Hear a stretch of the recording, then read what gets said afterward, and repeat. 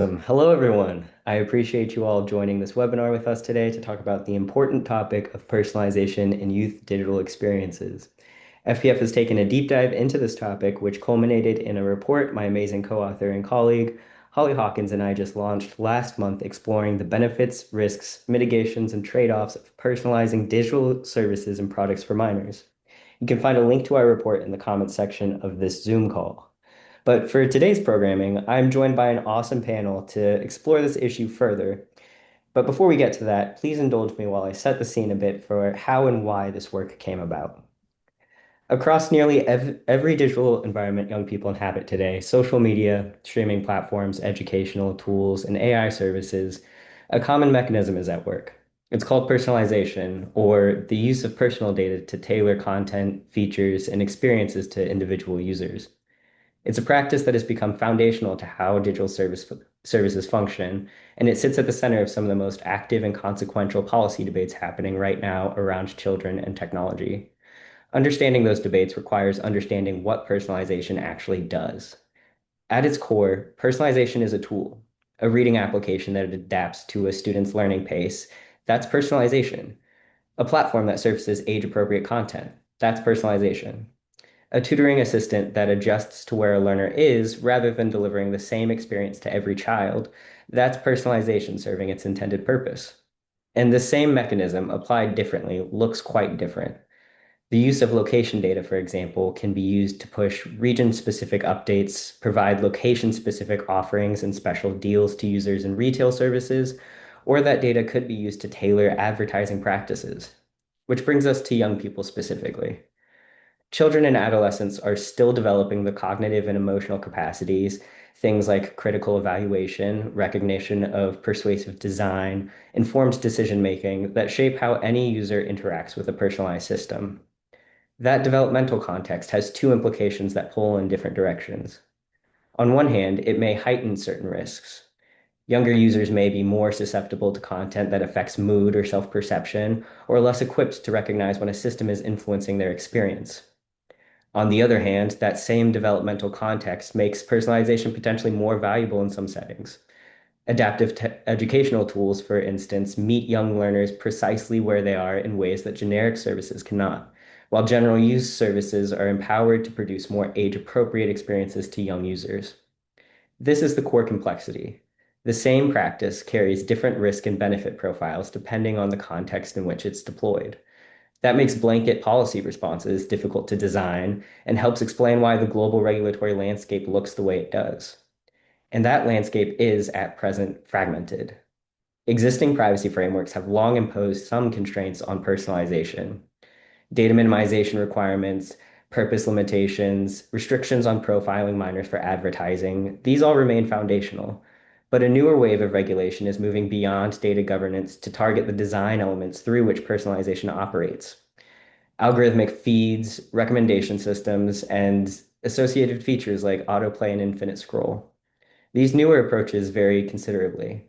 On the more restrictive end of the spectrum, emerging personalization regulations include proposals like social media bans, which prohibit companies from allowing minors to create or maintain social media accounts due at least in part to personalized features and feeds. Less restrictive restrictions on specific features and design elements may require alternative feed options for minor users, often paired with transparency or disclosure mandates and obligations to implement parental controls and user settings. Beyond legislative momentum, regulatory and enforcement pressures are compounding the legal landscape, shaping digital personalization experiences for young people. In the US, state attorneys general have begun filing consumer protection lawsuits targeting addictive digital products and services that directly target platforms' personalization practices and features.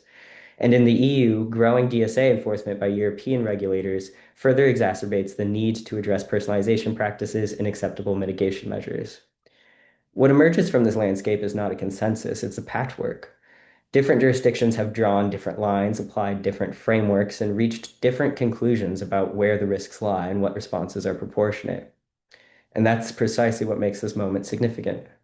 There is genuine uncertainty here about what the evidence shows, about which interventions are most effective, about how to weigh the benefits of personalization against its potential risks in different contexts. Reasonable people looking at the same practices have reached meaningfully different conclusions, and the regulatory environment continues to evolve quickly. What's becoming clear is that the policy conversation is shifting. The question is no longer what data is being collected, it's also what is that data being used to do and for whom. That shift asks something more demanding of both platforms and policymakers, a more granular, context-sensitive analysis of when personalization serves users well and when additional safeguards are warranted. There are no simple answers here, but the contours of the question are becoming clearer, and developing a rigorous, evidence-informed resource for thinking through those trade-offs across contexts, risk profiles, and mitigation proposals is exactly what this work aims to do. So now let's dig into this topic a little bit further with our wonderful panelists. I'm joined by incredible leaders in this space to describe different angles and perspectives on this issue. So let's make some introductions, starting with Holly. Hi, everyone. I'm Holly Hawkins. I am the Director for Youth Policy here at FPF. I oversee policy and governance for youth, encompassing safety, privacy, well-being. I work very closely with Daniel in tackling topics such as personalization, while we're here today, age assurance, and youth and AI. Donna? Hi, thank you. I'm Donna Fraser. I am Senior Vice President of Privacy Initiatives at BBB National Programs, which is a self-regulatory body for the advertising, privacy, and dispute resolution spaces. I oversee all of our privacy programs. Relevant to this conversation would be our COPPA Safe Harbor program and our teenage privacy program. Thanks for having me today. Of course. Chloe?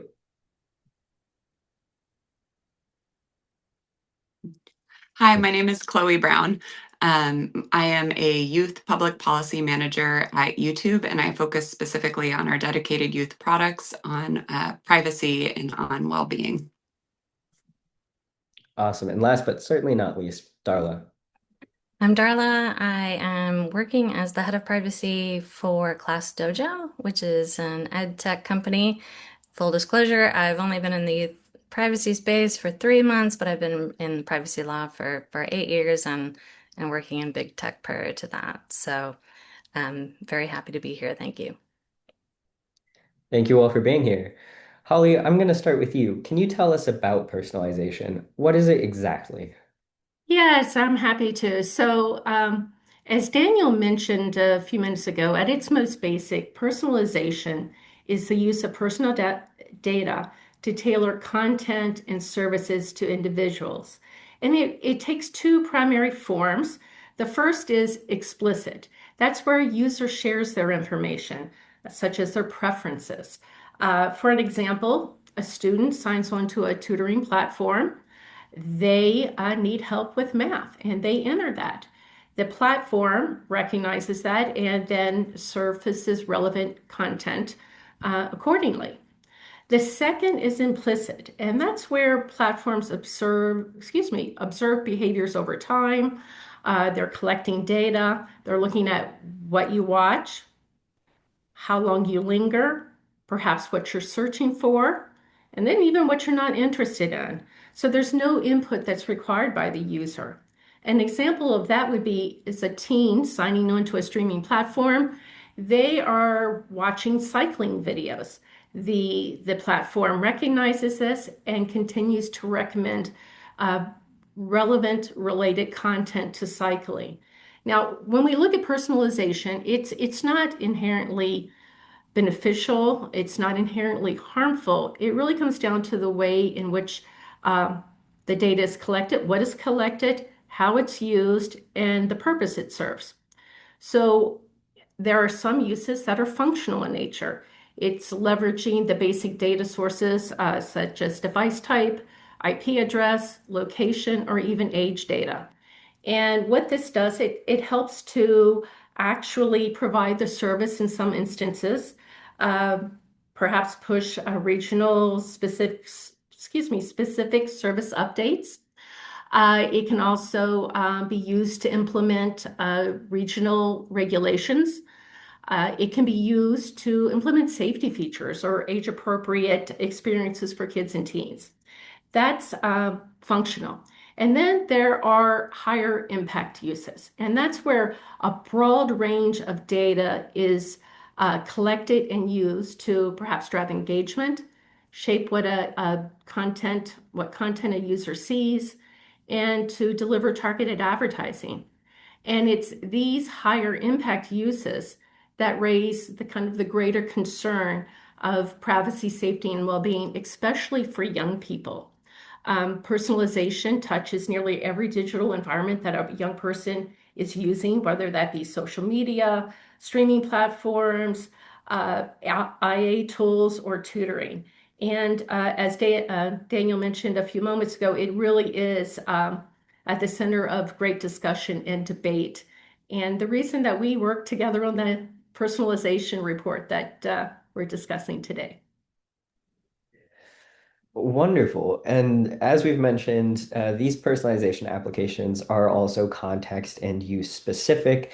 We have two panelists who work very closely with personalization spanning different industries who can shed some more light on specific use cases. So, starting with you, Chloe, can you tell us more about YouTube's approach to personalization and the benefits that the service aims to provide young people? Certainly, it's a great question. So not everyone knows this, but on average, there are over 20 million videos that are uploaded to YouTube daily. We use personalization to organize this truly massive amount of information into something that is manageable and usable for our users. So personalization on YouTube is leveraging a variety of signals to anticipate and to meet our viewers' needs. Most importantly, we use watch and search history, but we also use signals like likes or dislikes or subscriptions. And then in addition, we have built controls that help our users decide how much data they would like to provide. So for example, we know not everybody wants to always be signed in or wants to share that level of information. So users can pause, edit, or delete their search and watch history. And we provide parallel controls for parents so that they can manage those settings for their kids. Now, for kids and teens specifically, personalization plays a special role in how we maintain an age appropriate, responsible, and enriching platform. This happens primarily through what we call our content quality principles, which we have developed in collaboration with a group of external child development and digital well-being experts, who I believe we began collaborating with on this topic back in 2021. Those content quality principles inform our recommendation system for kids and teens specifically, and they also impact channel performance. So we use the principles specifically to elevate high quality content in our personalized recommendations to kids and teens. And at the same time, we use them to take steps to limit the distribution of low quality content. So anything that's truly harmful is violative of our community guidelines. But we have this other content that's not violative, but maybe you don't want a whole feed full of it. So for kids, if it's something that's classified as low quality, it would impact monetization. We limit the spread. For teens, what we do is we reduce repeated recommendations of this content to help them avoid dwelling on it should they find it and start watching it. And if an example is helpful here, we could talk about, maybe a teen who's searching for something like how to use makeup to make their nose or their cheekbones look a certain way. They can find that content, but we don't serve them a feed full of related recommendations if we know they've searched for it before. So instead, we're actively dispersing the content in their feeds and replacing it with a diversity of topics to prevent harmful rabbit holes. So that's how our personalization works for kids and for teens. But in terms of benefits, I think there's a lot. um, First and foremost, like I said, there's 20 million videos uploaded to YouTube on average daily.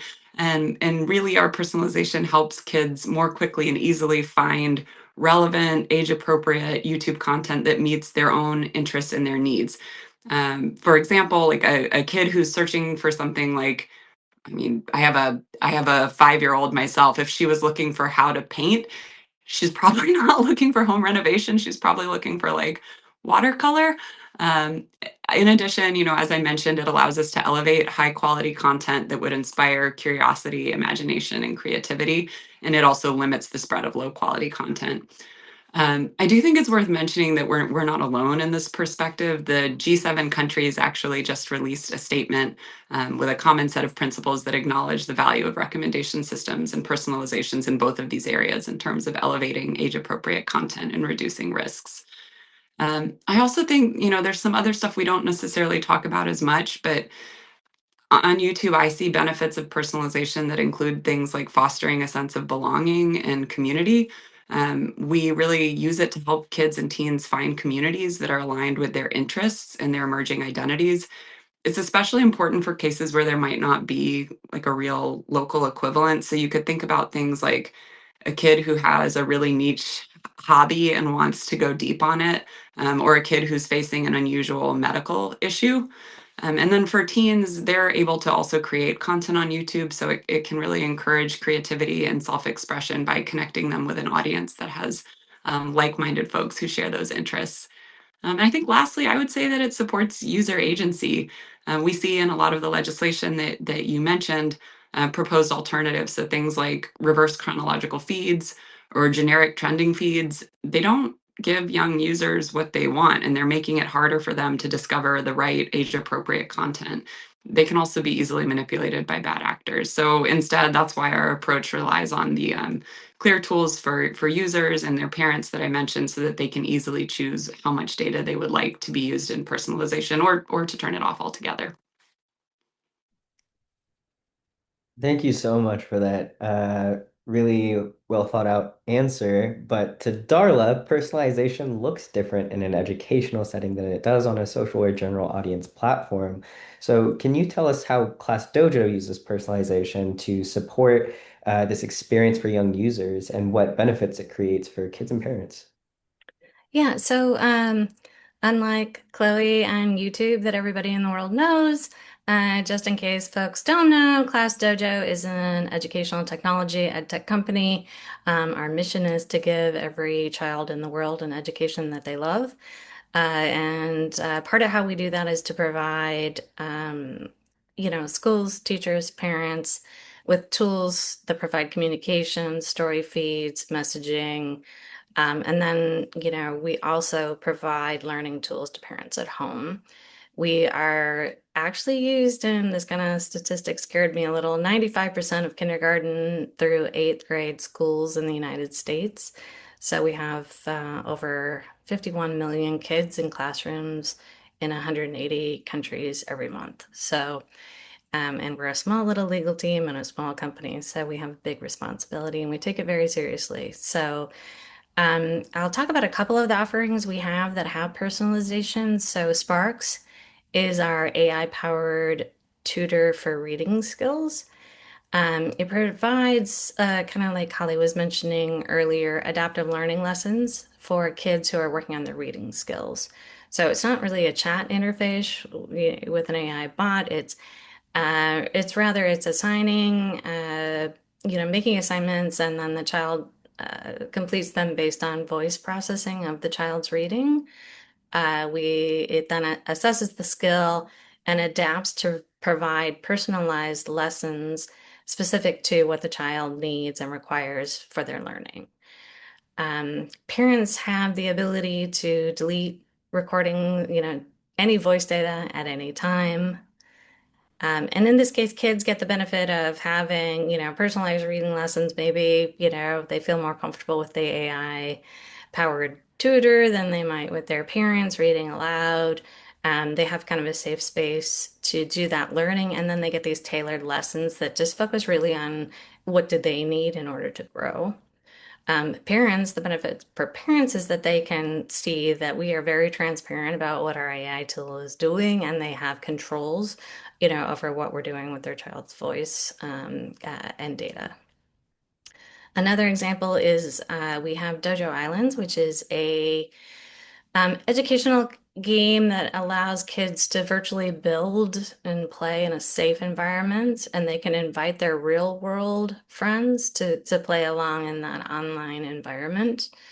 Our approach here is that we really give parents the choices and controls and transparency to understand what's happening and adjust for their child's level of experience and maturity. So we optimize for safety, not keeping kids online longer and keeping them engaged. We optimize towards safety in everything we do. So in the ways that we provide safety, we give a lot of controls, as I said. So parents can choose who the kids play with.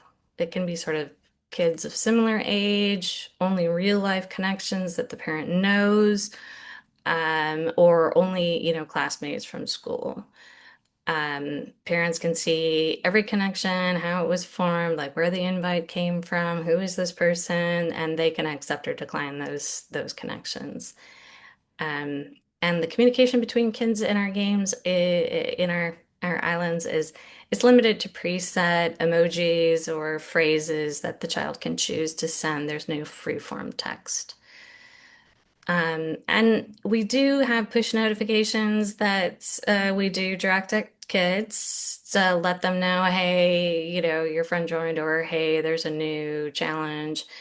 But those are guided by a lot of guardrails. So we have quiet times when messages can't be sent. We also have limits on how many messages we can send kids, and we also allow parents to just completely disable those notifications. So again, on this, the benefit to the kid, hey, learning and playing with friends, real world friends, not internet strangers, in a safe space where they can be themselves. And then benefit for parent is obviously being able to control their child's engagement and provide that safety for them that they feel comfortable with. So I'll just also throw in, Chloe mentioned some of these principles, but we're really privacy by design forward here. We build every feature with child privacy and safety in mind. And so we review everything before we do it to ensure we honor that commitment. So data minimization, purpose limitations, age appropriate design, we review all of that before anything goes out. And then we also have third-party review, because most of these features I've been talking about that we personalize are home, so they're for parents. And so we're subject to COPPA in addition to state laws, but we work with a third party. Right now, I keep safe to do third-party review and certification under COPPA to ensure we are meeting the commitments that we need to that are presented by COPPA and the FTC. And whenever we adjust anything on youth personalization, like, how many messages, oh, can we send a newsletter to kids? Everything we review through that third-party review process to ensure that what we're doing is in the best interest of kids. So we value it as just a confirmation that we're doing the right thing, but also it's a nice, it's a value add for parents who rely on the fact that we're certified through a third party that we are honoring COPPA and those requirements. Thank you for that extremely useful walkthrough of an educational use case for this, which is an important part of the issue. But also, importantly, even with these benefits and the utility behind it, personalization also comes with potential risks. And as a data-intensive process, privacy is a big part of that conversation. So, Donna, can you talk to us a bit about the privacy risks that are involved in personalization practices? Sure, absolutely. I think it's important to note that obviously YouTube and ClassDojo have spent a lot of time and energy building platforms that address a lot of the risks that I'm going to talk about. And understandably, companies really need to decide what their risk tolerance is, what's most important to them that they're trying to deliver, and who their audience is. So first, let's start off with obviously excessive data collection. We talk about this all the time. Darla just mentioned it, data minimization, right? Personalization often relies on collecting really large amounts of information about a young person's behavior, their interests, location, device usage, social interactions, and their browsing activity. The more data that's collected, the greater the risk of misuse or unauthorized access or unintended secondary uses. So that I think that may be the most easiest thing for companies to manage. But it is obviously a huge risk and something that we know regulators talk about all the time when we're looking at both state and federal laws with regards to data minimization.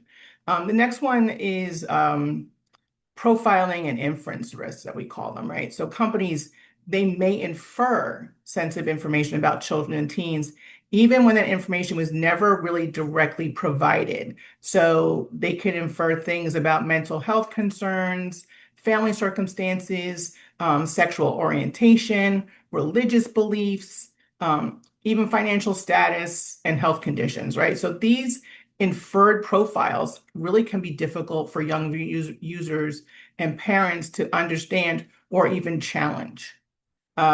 The next one is loss of autonomy and manipulation. Again, we hear regulators talking about this a lot, right? Personalization can be used to predict and influence behavior.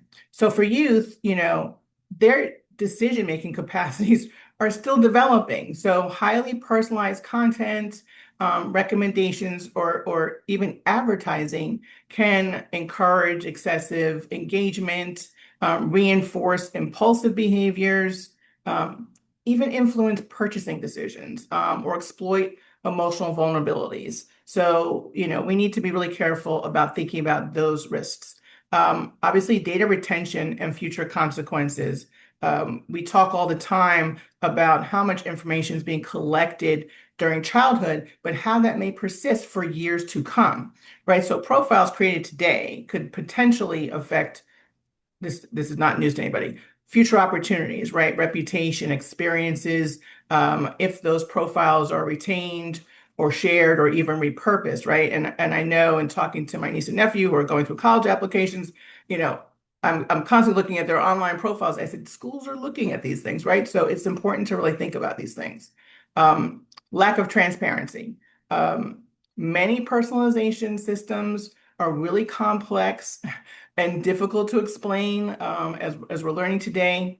And young users and their parents may not understand what data is being collected, how recommendations are generated, why certain content is being shown, and how to change those personalization settings. So again, YouTube and ClassDojo are good examples of how to address those risks, right? You've got to really be intentional about what you're doing and how you're doing it and how you're messaging what's most important to your users. And there's obviously security risks, right? The more data that you're collecting and storing, the more attractive it's going to become to hackers. And I think children and teens face really heightened risks if their data is exposed through a breach. One thing that I often warn companies about, and the next risk is really third-party sharing, right? Your third party vendors, the companies that you're hiring to do some of the data collecting for you, the data management for you, if they don't get it right, you don't get it right. And especially under COPPA, this third-party liability and something to really think about. Everyone who touches that data, that ecosystem is responsible. So data used for personalization, it could be shared among multiple companies, ad partners, analytics providers, or data brokers. And this can reduce accountability and make it really difficult to track where the information has traveled. I think the other risk to think about is discrimination and bias. Again, we're seeing this in a lot of the legislation that's being proposed. Personalization algorithms. They may unintentionally treat young people differently based on certain demographic characteristics or inferred traits, so resulting in things like unequal opportunities, differential pricing we're seeing, biased recommendations, and really exclusion from benefits and different experiences. The next one I think to consider is developmental concerns. These are highly personalized feeds that we're seeing, and they can narrow information and viewpoints that a young person encounters. So this could possibly limit their exploration and discovery. It can reinforce existing interests or anxieties. It can affect the social and cognitive development. So there are a lot of risks to manage in this space, but I think those who are really intentional about being in the space and doing the right thing, and I'm fortunate to work with companies who are making that investment, and it is an investment. The cost of doing business in this space is not minimal. But I think the three safeguards to think about that are often highlighted by policymakers and industry, really, and you highlight this in the paper, is data minimization, and really thinking about low risk personalization and transparency controls and defaults. So I think, Daniel, like the question that we should probably be talking about is not, what forms of personalization provide meaningful benefits, but how are we doing this to minimize data collection and profiling and manipulation risks? Yeah, I think that's such a great point. We're just about to invite some of our other speakers to answer those questions. But before we do, turning to Holly, we've identified quite a few risks associated with personalization. What other angles of this issue and the risk profile would you highlight when we're having this conversation? Yeah, so I think that Donna did a fantastic job of outlining the risks, and I'll touch on a few more. Personalization, particularly the higher impact uses, it carries a broader set of risks that are especially consequential for young people. And the first is content exposure and amplification. So, recommender systems can create filter bubbles that limit exposure to diverse ideas and reinforce existing preferences, potentially leading to distorted views of reality. And depending on what search, it may also progressively surface more extreme or harmful material through linked content sequences or rabbit holes. The second that I want to talk about, and Donna did mention this as well, is manipulation and erosion of autonomy. So things like personalized nudges, pressure signals, and agreeable response patterns can steer young people toward interactions or disclosures that they would not otherwise make. Um, Especially in the context of AI. Systems designed to be emotionally responsive can reinforce harmful thought patterns, encourage sensitive disclosures, or escalate conversations in ways that could contribute to harm. And the next one is the disruption to well-being. Design features such as personalized notifications, infinite scroll, and platform feedback signals can contribute to prolonged usage and repeated feed checking. Young people may have difficulty disengaging, and we've seen that in some studies that we've looked at recently. They can experience sleep disruption and spend less time on offline activities and more time, of course, online.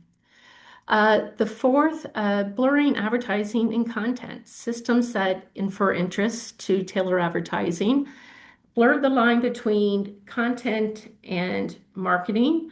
Uh, and it makes it hard for young people to distinguish between the two at times. And when sensitive data is used for targeting, it can reveal information that young people um, don't intend to reveal, uh, didn't intend to share. It could be health information. It could be perhaps related to sexual orientation. So when they're searching on sensitive topics in whatever environment that they're in, and they're recommended other sensitive content on a shared platform, you could inadvertently out someone. And then the fifth, Donna did touch on this, and I just wanted to mention it as well. It is the risk of discrimination and bias.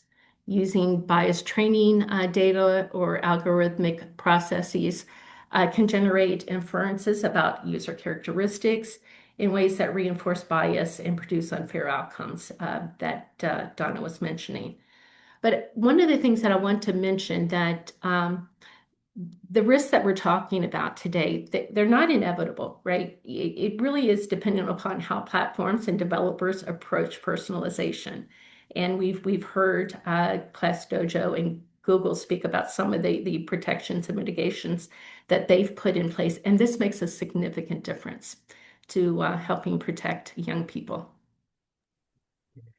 Yeah, and I think that you and Donna just queued up what I think is a very critical question very well, which is while there are important risks to consider, as we've just discussed, those risks can be addressed through intentional and balanced mitigations. So, Chloe, I know you touched on this a little bit in your earlier answer, but can you tell us a little bit more about what YouTube's approach to mitigating personalization risks is to help protect youth online and make sure that the benefits are realized? Yep, happy to do that. Before I jump in, I just want to check. I am hearing like a lot of static on my end. Are you all able to hear me? Okay, you are. Okay, great. Um, yes, so I think all of the risks that have been highlighted here are really important. I think a lot of the times when people think about the risks of personalization, they're really thinking about three main areas. Usually, we talk about, privacy, safety, and well-being. And again, these are all really important, and we do build our products and our recommendation systems to include special protections for kids and teens in each of these areas. So, going back to your original questions around privacy risk, as a baseline, we are building all of our products using privacy by design. So, um, on top of sort of those general principles, we offer privacy tools that we talked about a little bit that are allowing all of our users to decide how much data that they want to provide, and we offer parallel parental controls. In addition, we have ways for users to use our in-product user interface to tell us when they specifically don't want to be recommended more of a certain type of content. And then lastly, I think I should probably mention, because I think it was Donna who raised it, personalized ads. So we don't serve personalized ads to any users under 18. It's something that's required by law in a handful of countries, but we do so voluntarily globally, including in the US, where COPPA is only prohibiting personalized ads to under 13 users. And relatedly, of course, we don't sell any user data to third parties. On safety, I think it's worth talking a Chloe, little bit about kind of. would you be able to Oh, repeat that last point? I'm so sorry. Your static was coming okay, through. so you do hear it too. Yes. Yeah. So the last point is that Google and YouTube do not serve personalized ads to any users under 18. So that's an approach that we take voluntarily globally. It's a requirement in a handful of countries, but not in most. But it's something that we think is right for our users. Hmm. Okay, great. Hopefully the static won't come back. I wanted to talk a little bit about safety and how we're sort of using a suite of protections. I think we're focused on personalization today, but just to make sure everyone remembers at the really foundational level, YouTube has community guidelines that completely prohibit harmful content on the platform. So not just in recommendations, they can't be there, we'll remove it. But we do know, of course, that our youngest users deserve an even higher level of care. So we use those kids and teens quality principles that I described earlier in two main ways. So I think it's worth thinking about. There's a conception that personalization is going to direct kids more often to potentially harmful content, but at YouTube, we've really designed our systems to be the opposite. So by elevating high quality content and recommendations to kids and teens, what we're doing is helping them find and engage with enriching age appropriate content instead of things that might be not necessarily harmful, but more neutral or potentially negative, depending on your perspective.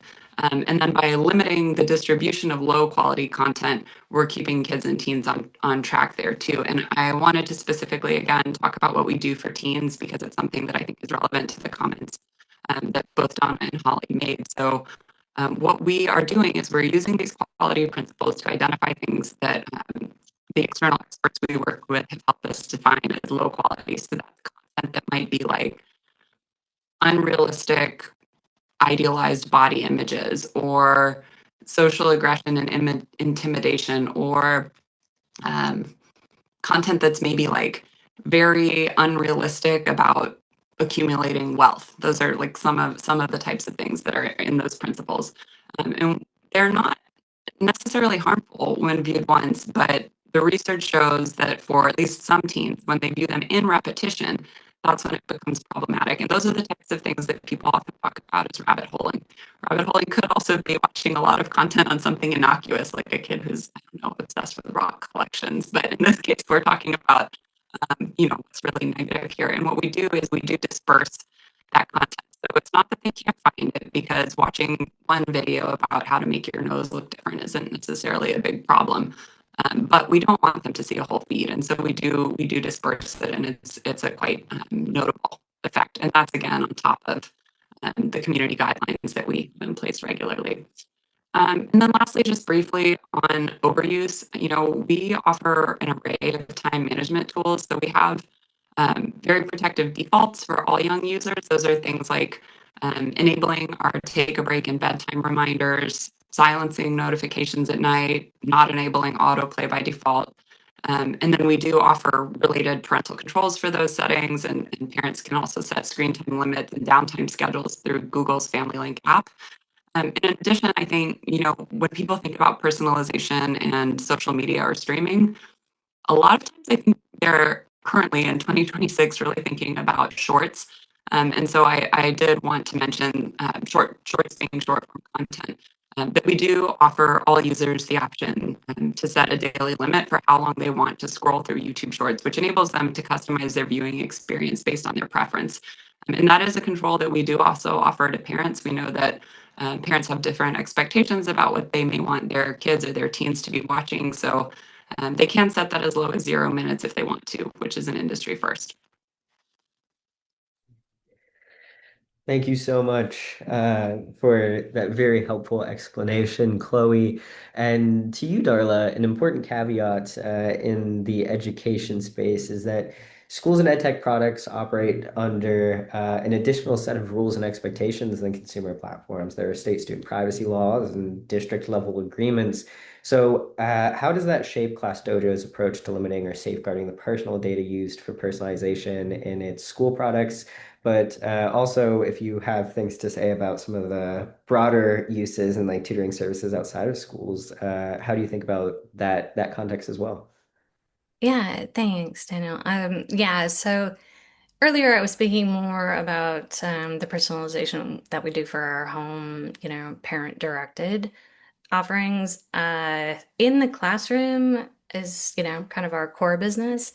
And as you said, it's our behavior there is regulated by FERPA, state privacy laws, and our relationships with our districts and major schools. And so in those contracts and through those regulations, we are very limited on what we can do with student data. So student data comes with its own requirements, and we have to honor that. So to be honest, in the schools, we don't do a lot of personalization.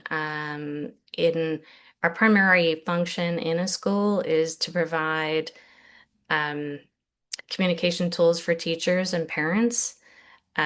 Students are able to customize their avatars to kind of show their personality, typically. And teachers can share photos of the classroom or videos or news updates and a story feed for the parents and kids can review. And then we do have three-way communication between a student, a teacher, and a parent, like together in a direct message. But we don't, allow any kind of student to student or student to parent or teacher to student right now.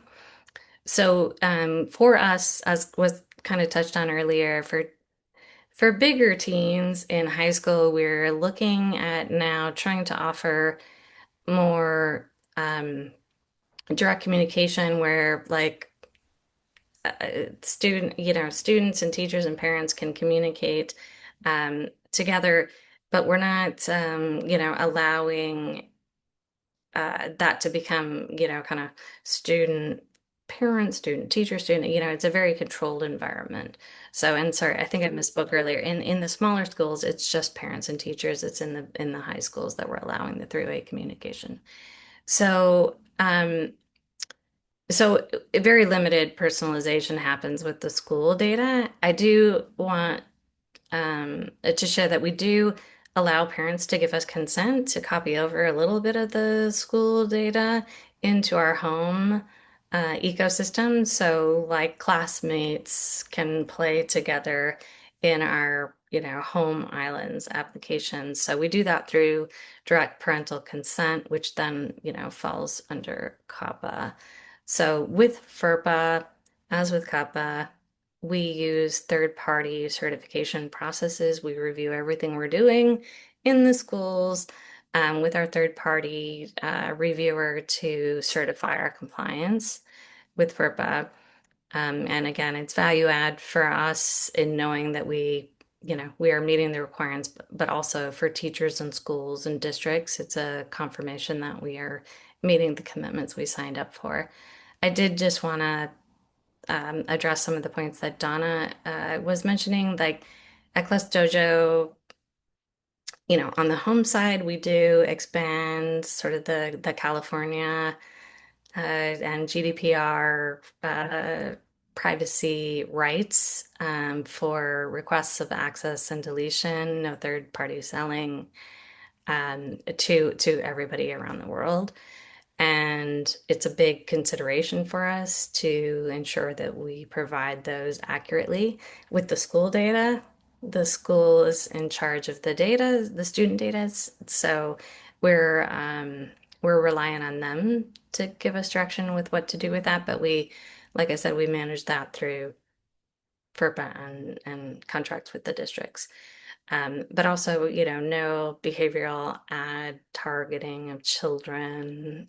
We look for bias and discrimination. We try to collect as little, demographic information as we can on children.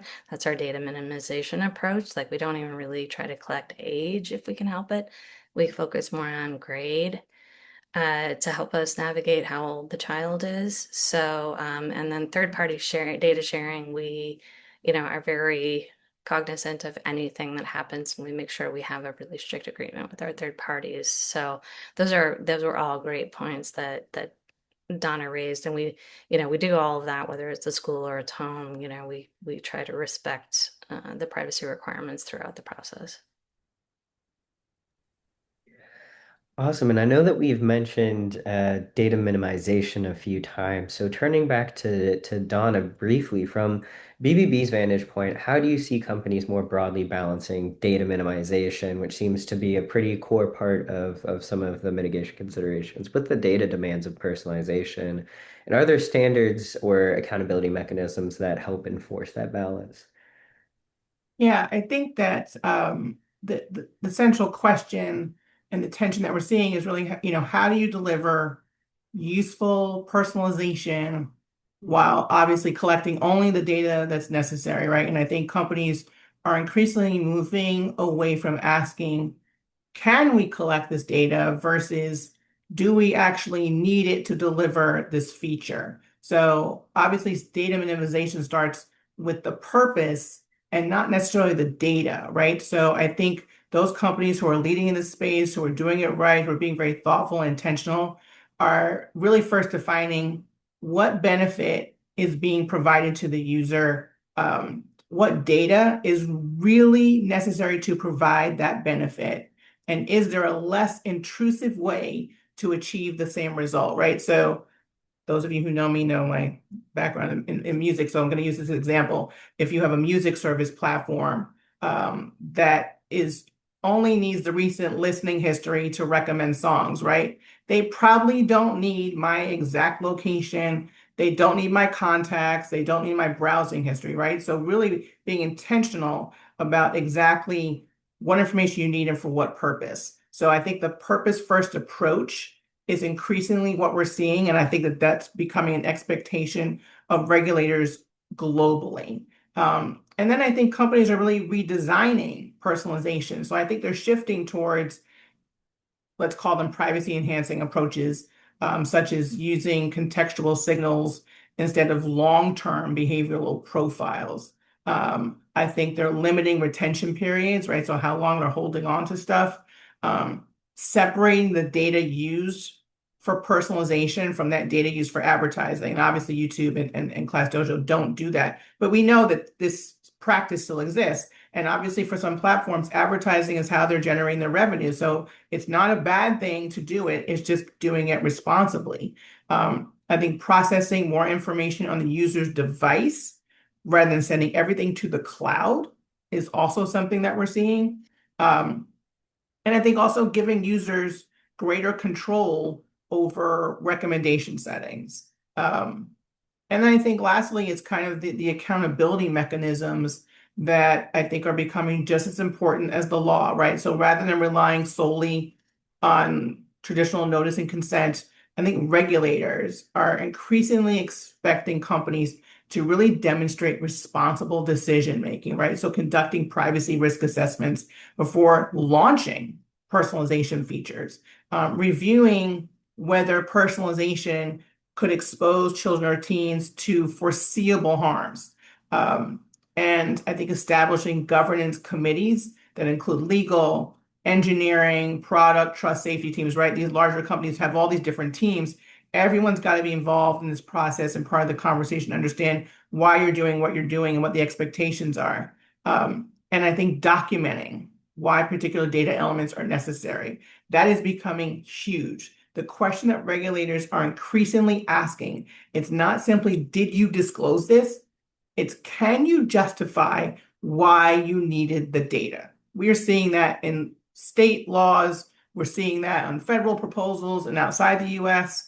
And I think with regards to accountability frameworks, obviously we have COPPA, we have the state laws, right? So we have age appropriate design codes. We have what's happening in California, Colorado. Daniel, you know this better than I do, which states are like really, really leading on this, right? Oregon, Delaware, Maryland, Connecticut. The NIST privacy framework, I think, is a really good place for companies to really start because it encourages organizations to really identify their data processing, how they're assessing their privacy risk, and then implementing governance and controls through that whole life cycle of the data, rather than just treating privacy as this checkbox, right? And I think internationally, the OECD, their privacy guidelines emphasize collection limitation, purpose specification, use limitation, and accountability. And I think the EU Data Protection Board has consistently interpreted the principles under GDPR, which require organizations to demonstrate why each category of personal data is necessary. So again, I think good personalization is not necessarily measured by how much data you collect. What we're seeing is that the companies who are doing it right, it's measured by how effectively you can create value using the least amount of data necessary. I well, I'm so glad we were recording this because I was going to say I wish I could bottle that up, but we did. Good. But now I'm seeing that we are getting close to time. But before we go, one more question for all the panelists here. If there's one thing you really want people to know and walk away with on the topic of personalization in youth online experiences, what would it be? And I'm going to pass it to Chloe first. Sure thing. I think for me, a really fundamental takeaway is that although there is this sense right now that personalization for youth is fundamentally negative, it doesn't have to be. My takeaway would be that personalization is good or bad depending on how you design it. And when it's thoughtfully done, it can be really helpful in terms of benefits, including for safety. Awesome. Darla? Love what Chloe said. Just, for us, child personalization is an amazing tool in the education space. It just really can help kids learn in a way that's helpful for them. But it's a step that we take with caution, and in our case, we tend to try to get third party review to make sure we're not overstepping our bounds to many of the points that Donna was making. Which, Donna, thank you so much for your comments. I agree with Daniel. I'm going to be taking a bunch of notes after this. So thank you very much for your comments. Donna? Sure. I think I'll just kind of pull the thread on what I was saying before, which is that I don't think the future debate here is about personalization versus privacy. I think it's how do we deliver personalization that benefits young people? Again, as Chloe said, this is not a bad thing, right? But how do we do it in a way that we're minimizing unnecessary data collection and profiling and dealing all the risks that we talked about today. And I think trust is becoming the competitive advantage. Organizations, companies that can truly demonstrate responsible personalization practices for young people are going to be so much better positioned than those that are simply just maximizing engagement or data collection and doing that privacy checkbox. Awesome. And Holly, please close us out. Yes, certainly. I liked what Donna just said in terms of how do we do it. And we need to take a proportionate approach to personalization. One that looks at what data is needed and for what purpose. We need to help mitigate the harms that are posed to young people without cutting out of the benefits. And I think we heard a great many of those benefits today. I certainly went over the risks, and there are really sound mitigations. So it's all about being risk proportionate and not broad interventions that would strip out all of personalization by default or things of that nature. And I will leave you with, please take advantage, download our report, learn more about the benefits, risks, and safeguards. And I thank you. I've really enjoyed the panel today. All right, that's all the time we have. But before we go, I really want to extend an extra special thank you to all of our panelists for participating in this discussion. I imagine that this discussion is only a starting point of a longer conversation, given the focus on youth personalization right now. And I'm sure that myself and everyone on this panel is happy to continue that conversation across formats as we move forward. I'd like to echo what Holly said and encourage everyone to read our report. It's linked in the comment section. If you have any questions or comments, please feel free to chat and reach out. I dropped some emails in the chat. Please feel free to reach out to Holly and I. We're happy to make introductions. We're happy to answer questions and have discussions. And to everyone that joined us, thank you so much. Thank you.